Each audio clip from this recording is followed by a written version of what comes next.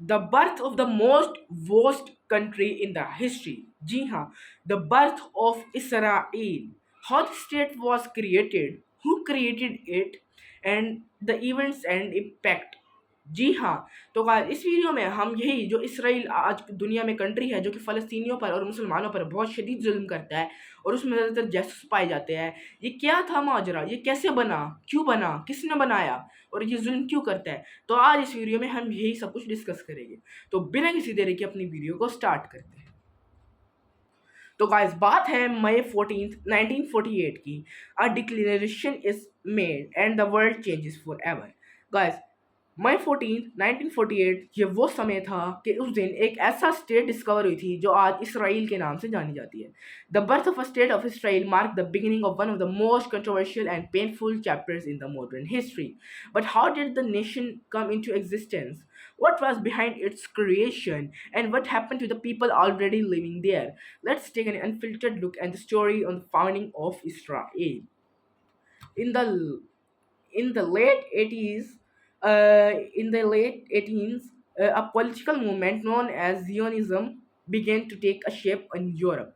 Founded by Theodor Herzl, Zionism called the creation for homeland for Jews, primarily in response to growing anti-Semitism and persecution in Europe. Guys इस video में थोड़े से words difficult है, तो अगर pronounce गलत हो जाए तो sorry. Guys in the late 80s means early 90s, मतलब कि 1800 सेंचुरी में एक पॉलिटिकल मूवमेंट एक प्लेस करती है जियोनिज्म नाम से। जियोनिज्म एक ऐसी पॉलिटिकल मूवमेंट थी जो कि यूरोप में हुई, और इसका जो जियोनिज्म का फाउंडर था वो था थियोडर हर्ज। जी हाँ, इस बंदे ने ये मूवमेंट को टेक प्लेस किया, मतलब इसके उसमें। तो गाइस ये मूवमेंट टेक प्लेस करती है 1800 में for the creation of homeland for Jews.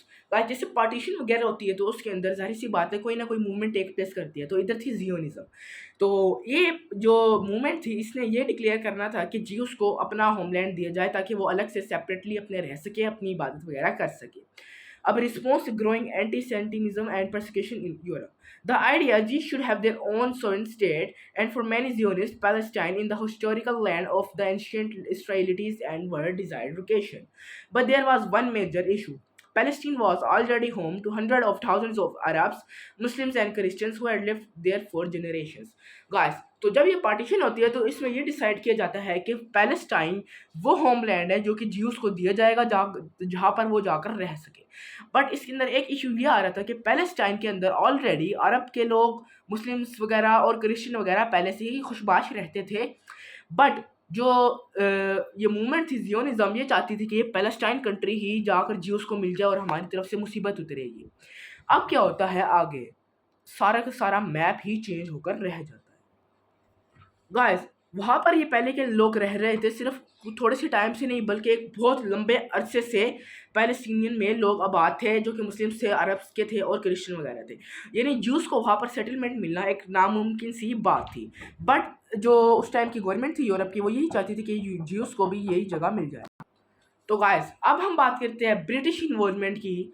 The Balfour Declaration. In 1917, during World War I, the British government issued the Balfour Declaration, a letter expressing support for the establishment in Palestine of a national home for the Jewish people. Guys, 1917 की बात है, during the World War I, British government issued the Balfour Declaration.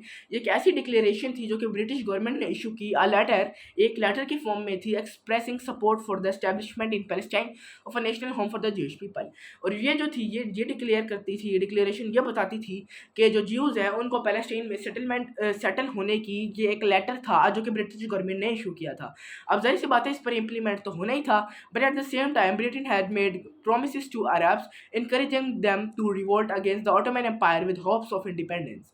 After the war, Britain took control over Palestine under a League of Nations mandates, and Jewish immigration to the region increased, especially as Nazi persecution in Europe grew. Tension between Jews and Arab escalated. Guys, तो जैसे कि मैंने आपको बताया कि पहले हमने discuss किया कि मुस्लिम्स, क्रिश्चियंस वगैरह और अरब के लोग रहते थे पैलेस्टाइन में और जूइश को उधर सेटलमेंट देने की बात चल रही थी, बट जो मुस्लिम्स और जूइश की बनती नहीं थी। बट ब्रिटिश की इन्वॉल्वमेंट होती है और जो यूरोपियन गवर्नमेंट थी वो ये कहती है कि 1917 वर्ल्ड वॉर वन के अंदर एक ऐसी डिक्लेरेशन देती है जो कि लेटर था और ये बताता था कि जूश को जल्द से जल्द सेटल किया जाए पैलेस्टाइन में। तो अब मुसलमान और अरब्स वगैरह तो परेशान हो गए, बट उनको कहा गया था कि आप लोग ओटोमैन से लड़ रहे हैं और ओटोमैन से हम जीत कर आपको अलग सा लैंड भी दिलवा देंगे। तो अब अरब्स और मुस्लिम लोगों को भी लालच दे दिया गया था और वो लालच में फंस गए थे और इस वजह से उन्होंने जूश लोगों को अपने पैलेस्टाइन में आने दिया।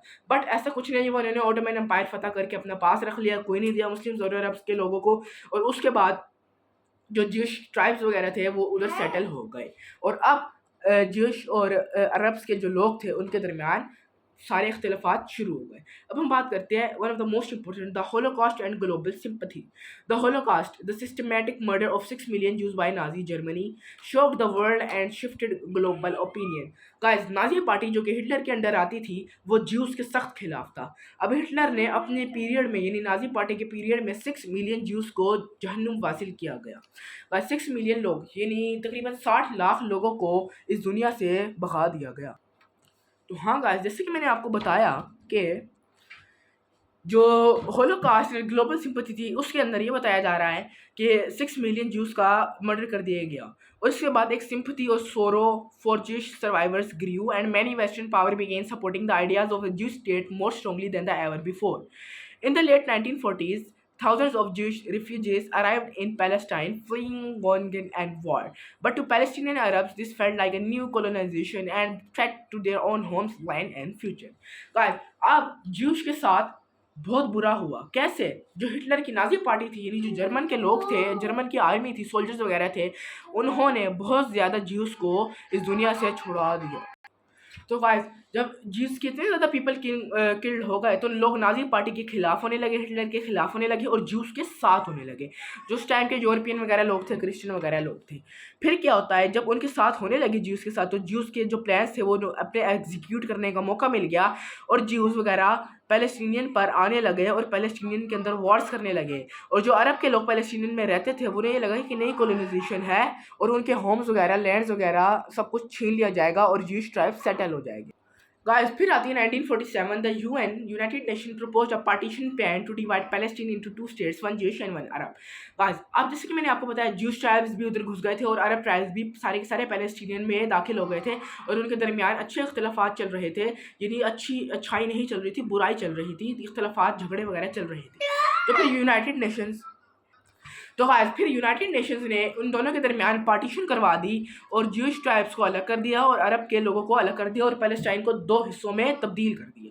Jews accepted the plan, Arabs rejected it, seeing it unfair. They made up 70% of the population, but they were offered only 45% of land. Civil war broke out between Jewish and Arab communities even before Israel was officially declared. तो guys, जैसे कि मैंने आपको बताया कि Jews tribes और Palestinian tribes जो कि अरब के लोग थे वो अलग अलग हो गए। इसके बाद क्या होता है, इन दोनों के दरमियान स्टिल इख्तिलाफात रहे क्योंकि जो मुस्लिम्स वगैरह, अरब वगैरह थे, उन्होंने इस ऑफ़र को रिजेक्ट कर दिया। हालांकि ज्यूज़ ने एक्सेप्ट कर लिया। वो कहते थे कि हमारी आबादी इनसे ज़्यादा और हमें हाफ़ मिल रहा है, इनकी आबादी कम है, इनको भी हाफ़ मिल रहा है। बट वो लोग ये समझते थे कि हमारी आबादी ज़्यादा है, हमें थोड़ा सा पोर्शन ज़्यादा मिलना चाहिए क्योंकि उस टाइम 70% आबादी अरब के लोगों की थी और बाकी उनकी थी। फिर मई 14, 1948 के David Ben Gurion stood in Tel Aviv and declared the establishment of the state of Israel. The very next day आर्मीज from Egypt, Jordan, Syria, Lebanon and Iraq invaded, leading to the first Arab-Israeli war. Israel survived and even expanded its territory beyond what the UN had allocated, but the cost was enormous. Guys, मई 1948 के अंदर एक party का एक बंदा खड़ा होता है जिसको हम आज डेविड बेन गुरियन के नाम से जानते हैं और ये खड़ा होता है और ये एक स्टेट ऑफ इसराइल को डिक्लेयर कर देता है। कहा जैसे ही स्टेट ऑफ इसराइल को डिक्लेयर कर लेता है फिर जो मुस्लिम कंट्रीज थे, Egypt, Jordan, Syria, Lebanon, Iraq वगैरह, वो वॉर के अंदर आ जाते हैं और ये फर्स्ट अरब की वॉर स्टार्ट हो जाती है, फर्स्ट अरब इसराइल वॉर। जी हाँ, और गाइस इस वॉर के अंदर इसराइल सर्वाइव कर जाता है बट उनको एक बहुत बड़ी कीमत अदा करनी पड़ती है। तो गाइस हम बात करते हैं who created Israel. So who created Israel? The Zionist movement laid the ideological groundwork. Britain enabled mass migration. The UN approved the partition plan. Western powers, especially the US and the Soviet Union, recognized Israel quickly, but the land itself was carved out of the conflict, diplomacy, and displacement. जैसे कि आपको कहते हैं आपको बताया जाया मैंने पूरी ज़ियोनिस्ट मूवमेंट के बारे में। तो सबसे पहले जो इसराइल का नाम निकला था जिसके मुँह से और इसराइल की क्रिएशन का नाम निकला था, वो निकला था ज़ियोनिस्ट मूवमेंट से। जी हाँ, उसके बाद ब्रिटेन ने इस आइडिया को सपोर्ट किया, यूएन ने इस आइडिया को अप्रूव किया, फिर उसके बाद इनको अलग स्टेट दी गई और आज इसराइल एक डेवलप्ड कंट्री है। बट ये थोड़ा-सा वर्स्ट कंट्री है मुस्लिम्स के लिए, हमारे लिए। तो गाइस इस वीडियो में इतना ही काफ़ी। इस वीडियो में हमने सारी की सारी birth of the Israel the worst country के बारे में बात की। उम्मीद करता हूँ आपको वीडियो पसंद आई वीडियो को लाइक कीजिएगा, चैनल को सब्सक्राइब कीजिएगा और अपना बहुत सारा ख्याल रखिएगा। और अल्लाह से हम ये भी दुआ करते हैं कि इंशाल्लाह वर्ल्ड के हालात जल्द से जल्द सुधर जाए। Take care, goodbye, take care till next video, अल्लाह हाफिज़, गुड बाय।